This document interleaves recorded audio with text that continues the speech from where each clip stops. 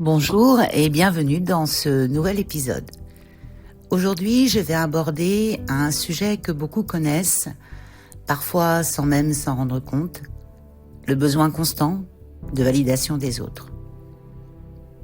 Tu sais, ce besoin d'entendre que tu es sur la bonne voie, que ce que tu fais est bien, que tu es apprécié. Mais lorsque ton bien-être dépend du regard extérieur, cela peut te fragiliser, car tu ne contrôles jamais totalement l'opinion des autres.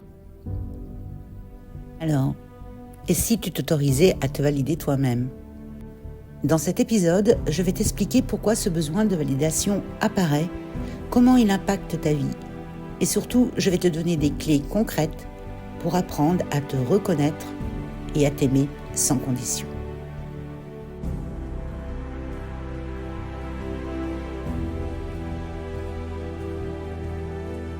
Pourquoi cherche-t-on la validation des autres ? Ce besoin vient souvent d'un manque de confiance en soi ou d'une peur du rejet. Peut-être as-tu grandi en entendant que tu devais bien faire pour être aimé ou reconnu.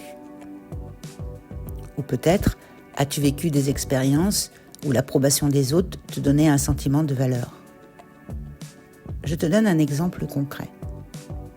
Tu publies une photo ou un projet sur les réseaux sociaux. Si les likes et les commentaires positifs arrivent, tu te sens bien. Mais si les réactions sont faibles, tu commences à douter de toi. Ce mécanisme peut devenir une quête permanente d'approbation qui t'éloigne de ce que toi, tu ressens vraiment. Mais la bonne nouvelle, c'est que tu peux changer ce schéma en apprenant à te valider toi-même. Pourquoi est-il si essentiel de ne plus dépendre du regard des autres ? Parce que lorsque tu attends toujours que quelqu'un te dise que tu es assez bien, tu donnes à cette personne le pouvoir de définir ta valeur.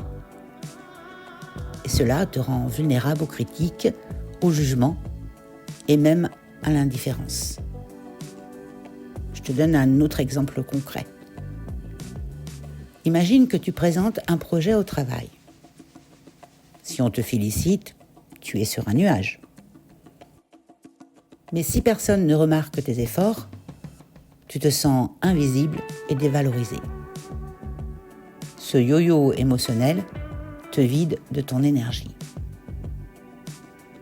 Alors, comment inverser la dynamique ? En devenant celle qui reconnaît sa propre valeur, peu importe le regard des autres.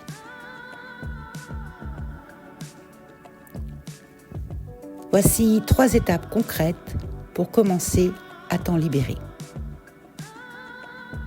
1. Apprends à te parler avec bienveillance.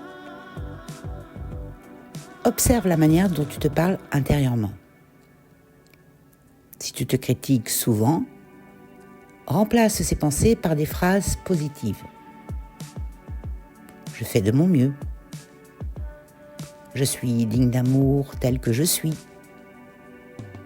J'ai de la valeur, même si tout le monde ne le voit pas. En 2, célèbre tes réussites, même les plus petites. Chaque soir, note 3 choses que tu as bien faites dans ta journée, même si elles te paraissent insignifiantes. Par exemple, j'ai osé dire non. J'ai pris soin de moi. J'ai avancé malgré mes peurs.